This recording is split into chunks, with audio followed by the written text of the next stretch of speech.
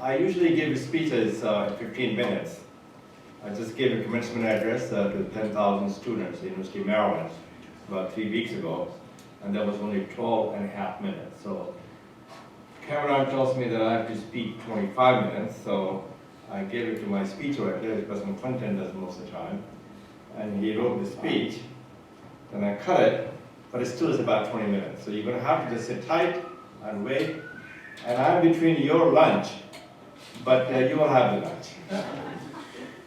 So thank you, Ali, for that kind introduction. And he came all the way from Boston, Massachusetts, to introduce me and also see the Cambridge University, correct? And I also want to thank Shah Cameron for making this happen, for inviting me to speak at this wonderful institution that I had an opportunity to talk to. The professor was sitting next to me, and I would say this is one of the best institutions, just by looking at it from outside, our oldest institution in the world. So you, Professor, you're lucky, and sir, you and all of you are lucky to attend this wonderful institution. It is truly an honor to be here at this historic institution, which has produced well over 100 Nobel laureates and 15 British prime ministers. And it's always ranked, and it's one of the top universities in the world. It is also an honor to be in England, which has so many other wonderful institutions that have contributed so much to the history and development of education worldwide. The greatest honor, though, is to be with all of you, the leaders in the STEM field, at this UK Asia Summit. That's because you're involved in creating the future and writing the next chapters for your fields and the world's history. And thank you for that.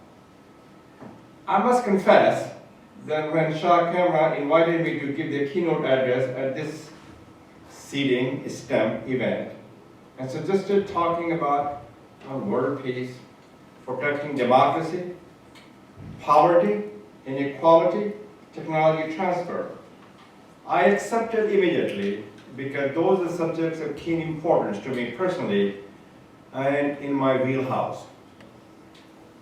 Then, when I looked at the agenda for the conference with all its technical topics such as infectious RNA viruses, natural killer cells and immunity, for a little while I thought maybe I was going to be in the wrong place talking about the wrong things. The more I thought about it, however, I realized I was in exactly the right place talking about the right things with the right people. That is because the world is in a troubled state and under attack on many fronts. Around the globe, there is a climate change, intractable diseases, rampant poverty, malnourishment, and extreme hunger, substantial illiteracy, contentious conflicts within and between countries, and the decline of democracies. These conditions and others must be addressed and corrected to make the world a better place. The world and people of this planet are in the desperate need of nurturing. The definition of the nurture is to care for and encourage the growth and development of something or someone. Because of Seeding STEM's mission of knowledge sharing and technology transfer from the developed world to the developing one, you are the perfect group to be those nurturers. In my mind's eye, those of you in the STEM field are in the business of creating the future and enhancing the people's lives through nurturing. That is why I have titled my talk, Seeding STEM to Nurture Nations. In the remainder of my talk, I want to share with you some thoughts with you on the world's past, the present, and its future. I will look briefly at the past, then make assessment where we stand today in a number of areas, and finally, I will contemplate the future. What can we do to make it a promising one for this tiny sphere we call the Earth and its population of more than 7.5 billion.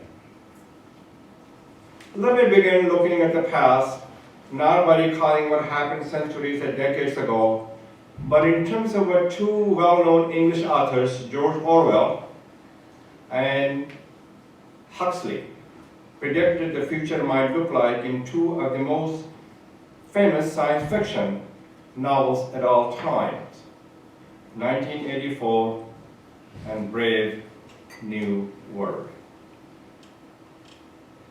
Mr. Huxley wrote Brave New World in 1931. George Orwell wrote 1984 in 1949.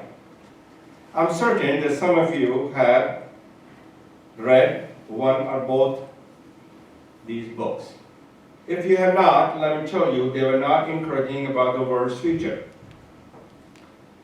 They both painted a dystopian picture.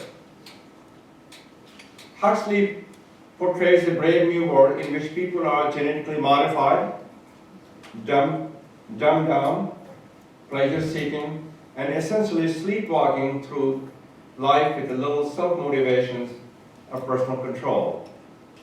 By contrast, in 1984, George Orwell portrays a totalitarian state in which Big Brother is using technology and other means to spy on everyone and to restrict citizens' freedom.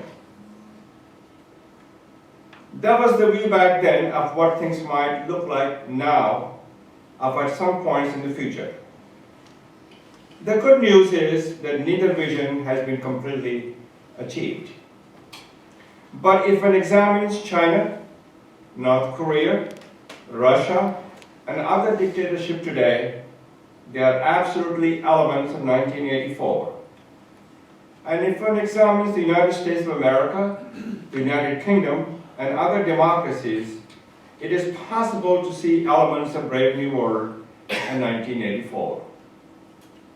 What neither Huxley nor Orwell envisioned, though, was a cyberspace in which technology companies like Facebook, Google, and Twitter have access to so much unlimited information on their hundreds of millions of users and who use it to exploit them. As a matter of fact, they exploited our election not too long ago when we all thought Hillary Clinton would be the next president of the United States. So Russia basically gave their election to Trump. That's my feeling. That's one man is saying that, but I'm sure all of you will agree with me.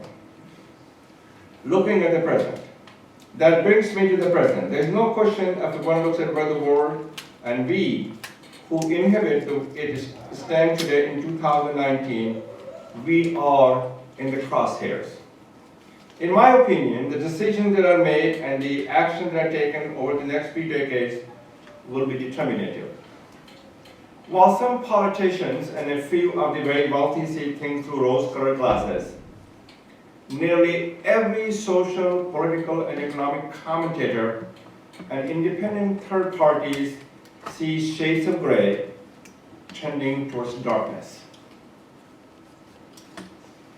We could spend the rest of this summit talking about the state of the world and its needs.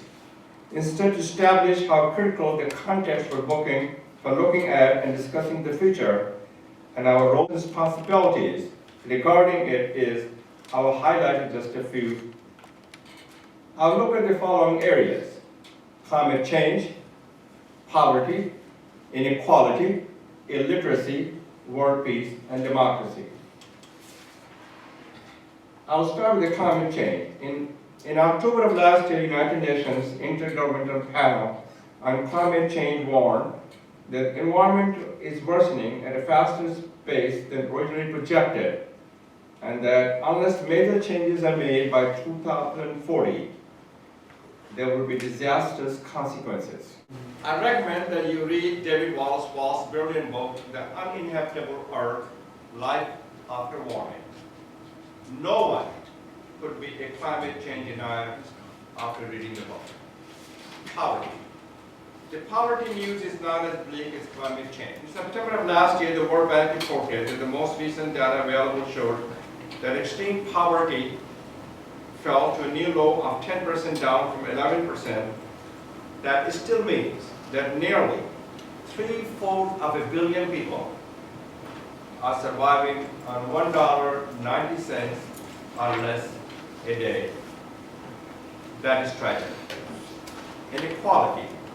While extreme poverty is decreasing, numerous recent studies show that inequality is increasing at a dramatic pace.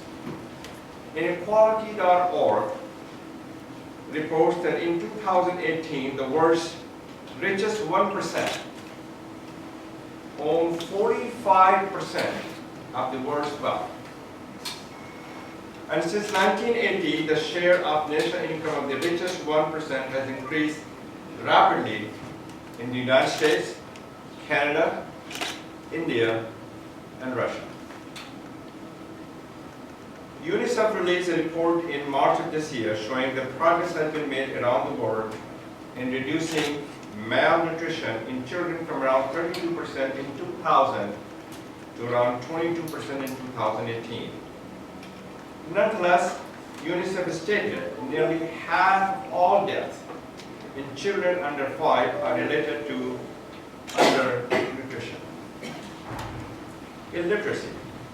On the subject of illiteracy, I'd like to hone in here on my motherland of India.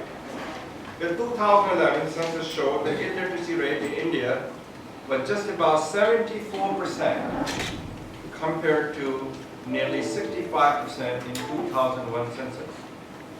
Sadly, the literacy rate for female was around 65% compared to almost 81% for the male. And the highest illiteracy rate by religion was Muslims. It was close to 43%. That's pathetic. That's unacceptable. World peace. Given the current state of world affairs, the phrase world peace is almost an oxymoron. Whether it is the ongoing conflict between Russia and Ukraine, the dust-up earlier this year between Pakistan and India, North Korea once again testing the missiles, the continuing conflict between Israel and Palestine, Syria and Yemen, the current tension between the United States and Iran, the list goes on and on and on. These never-ending conflicts are a formula for future disaster. Democracy. When Freedom House released this report, Freedom in the World 2018, it declared that democracy was in crisis, saying for the 12th consecutive year, political rights and civil liberties declined, and that 71 countries suffered net declines and only 35 registered gains. Things have not gotten any better in the past year. The Freedom House report, Freedom in the World 2019, declared democracy was in retreat, with 68 countries showing net declines. If there is no democracy, the world will never be the world we know or want it to be. So let's look at the future.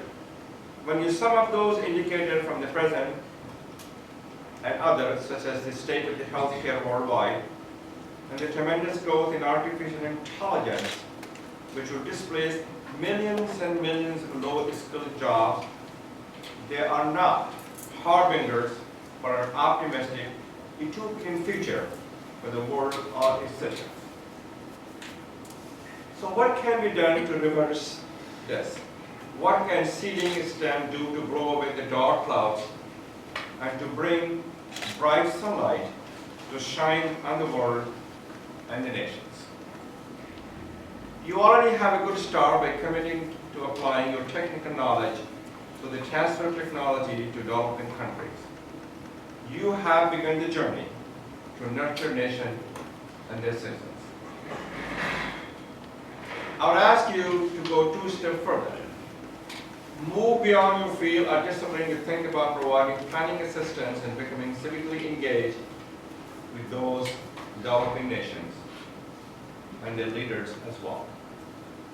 And in terms of planning, collaborate with the leaders to help them put together a master plan to address those conditions that are most critical and central to the development and the future success of their countries and its citizens. When it comes to planning, I say make no little plans. We have no magic to stir men's blood, and probably themselves would not be realized. That is when Chicago city planner Daniel Burnham said in 1910, as he was developing the master plan for the city of Chicago, when it was more of a town than a city.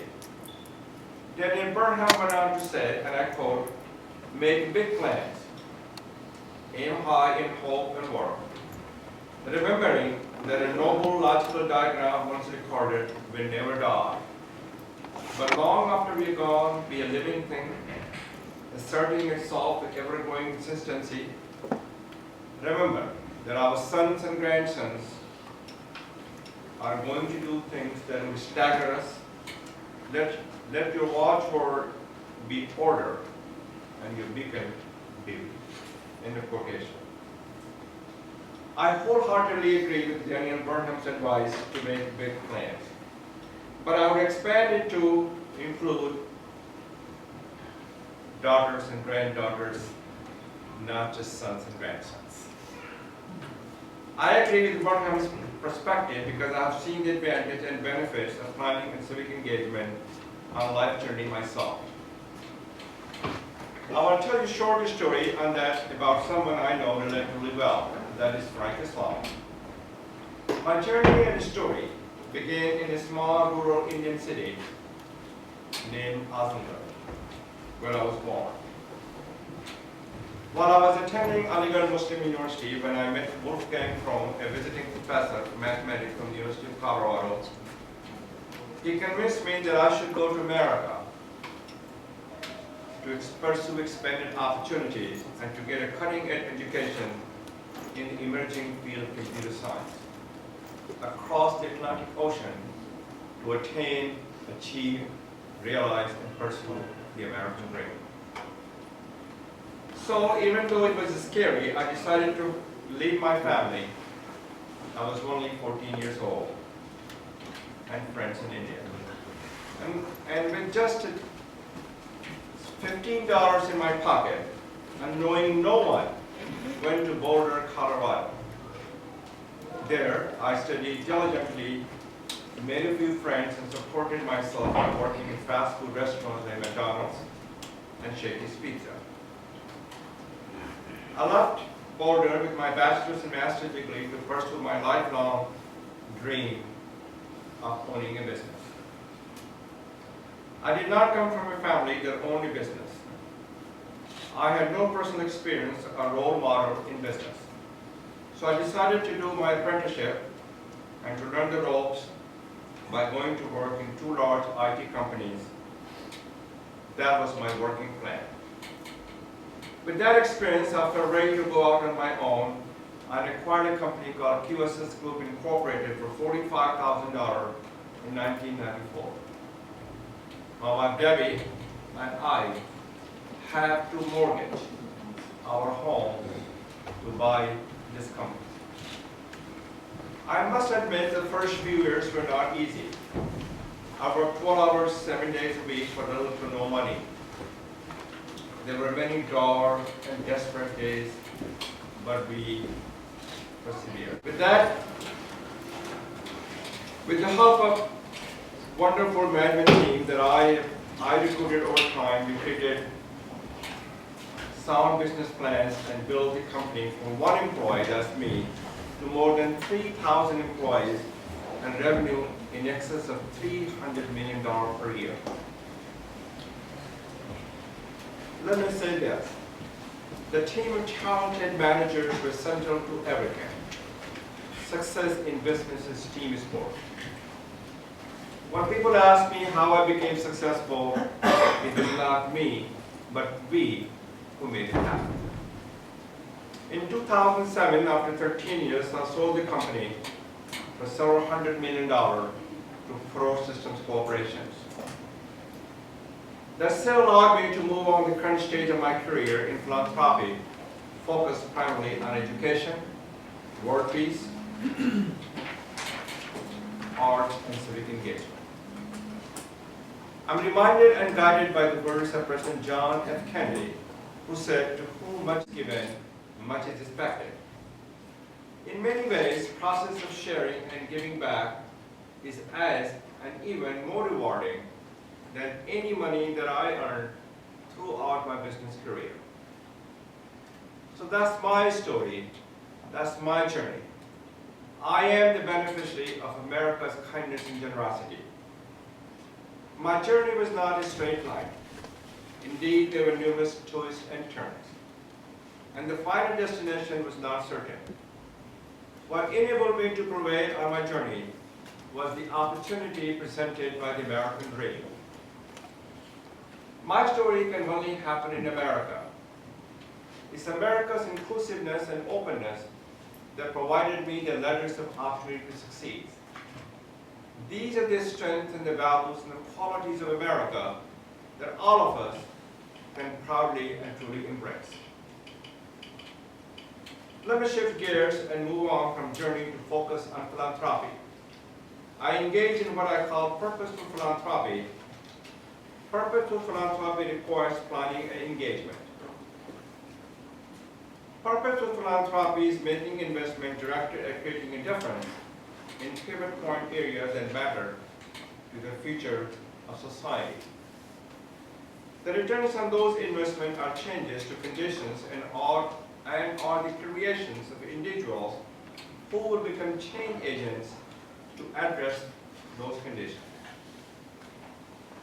There's a distinction between purposeful philanthropy and charity.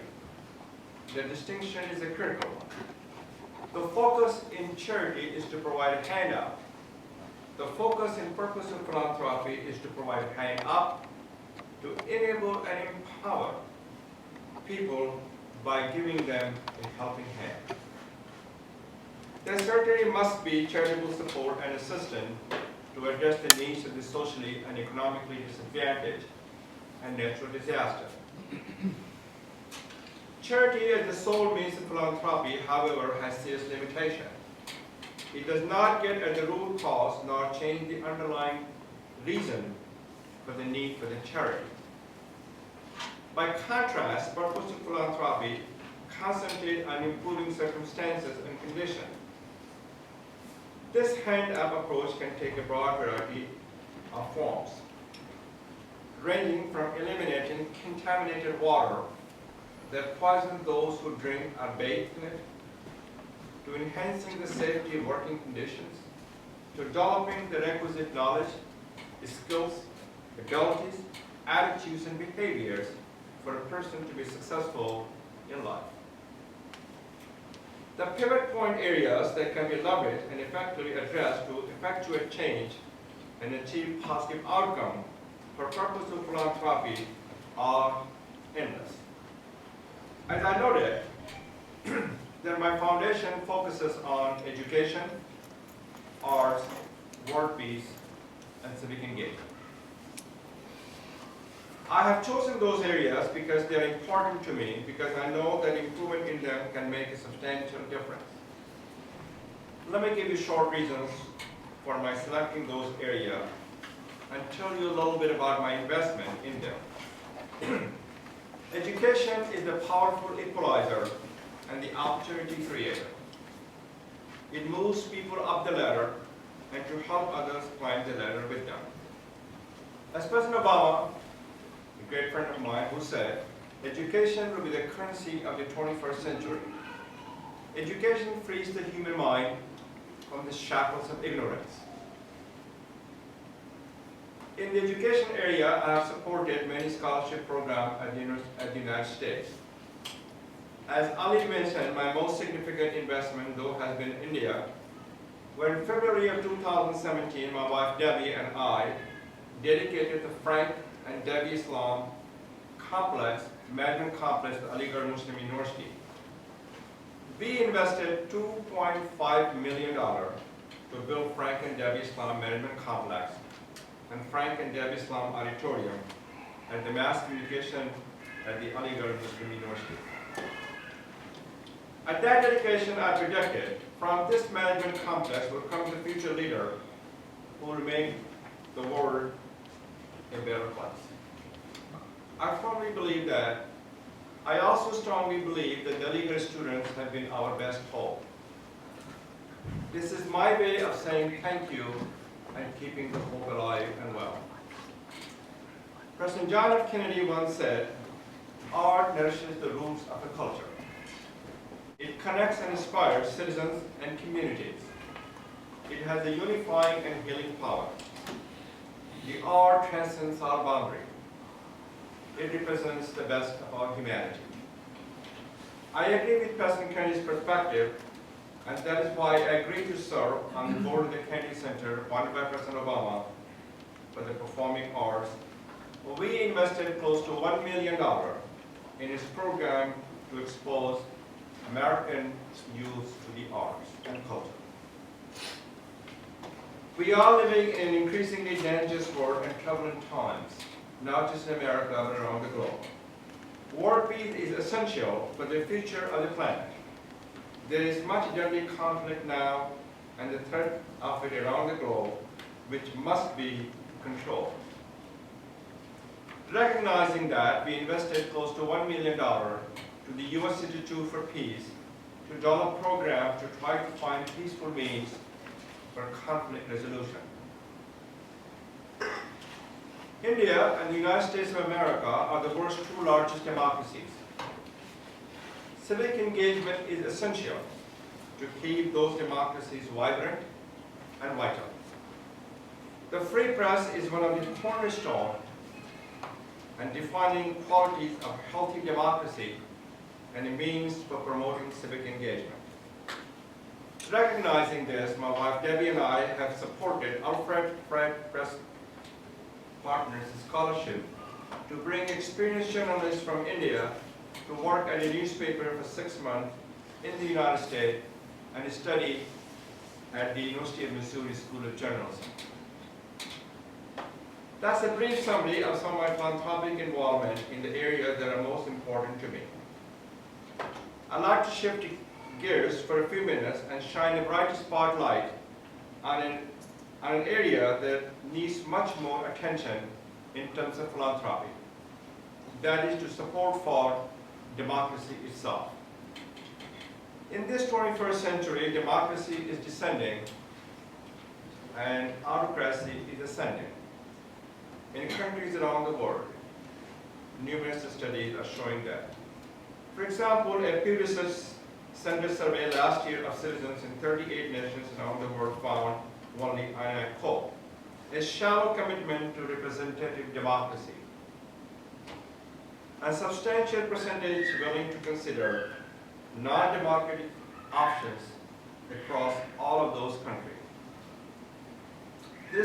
There is a bit of abstract and conceptual. Let me bring it up close and personal by focusing on the two countries of my heritage, America and India. The Pew study found that in the United States, 40% of the respondents were fully committed to representative democracy. 46% were less committed, and 7% preferred a non-democratic option. That is not very good, but it is exceptional compared to the findings for India. The Pew study disclosed that all the countries surveyed support for a strong leader who is unchecked by the judiciary or parliament is highest in India. Only 8% of the Indian respondents were fully committed to a representative democracy.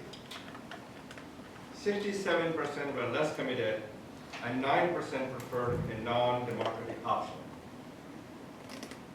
India and the United States are the world's two largest democracies.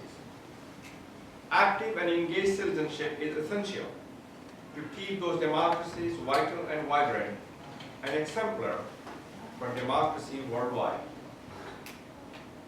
The Pew finding, in conjunction with other studies that I have reviewed, indicate that citizenship support is eroding rather than increasing. That is scary, very scary. That is why at the beginning of 2019, I established the Frank Islam Institute for 21st Century Citizenship, and the mission of this institution is to provide a wide range of assistance and support civic learning and engagement for youth, not only in America, but around the globe. I cite these areas and my investment in them for illustration purposes only. Each of us must choose the areas that matter for our engagement. The essential thing is to make choice and to invest. The size of that investment is not what counts. The act of investment does. As a member of the seeding STEM, you are already investing in nurturing nation. I thank you and applaud you for that.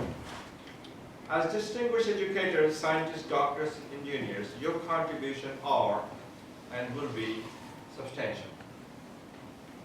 Given the enormous scope and the nature of the needs that I have outlined in my presentation, as I move forward the end of my remark, I call upon you to do even more. I ask you to amplify, increase your ongoing discussions and dialogue regarding what can be done to future nations. Magnify, increase the size of the effort in all the areas seeding STEM addresses. Intensify, concentrate attention on one or two areas where seeding STEM or you can make the biggest difference. Early on in my remarks, I referred to the works of two famous English authors, George Orwell and Aldous Huxley. In closing, let me borrow words from another even more famous Englishman. Those words are, never give in, never give in. Winston Churchill said that to the schoolboys at Harrow School in 1941, near the beginning of World War II. Churchill said, never give in, except to the conviction of honor and good sense. Those was good advice more than 75 years ago from a Prime Minister who I admire and respect so much. It is a good advice today. I do not believe that we are facing World War III today. But a war is being waged on our world. Those of you in seeding STEMs can be in the forefront of helping us to win that war by nurturing nations and its citizens. I ask you to never give in until you have ensured the future of our world for generations to come. So thank you for letting me share my thoughts with you. God bless you all for all you have done and nurturing you will do in the future. I will look forward to hearing and learning from you as we move through the rest of the agenda for this summit. God bless you all.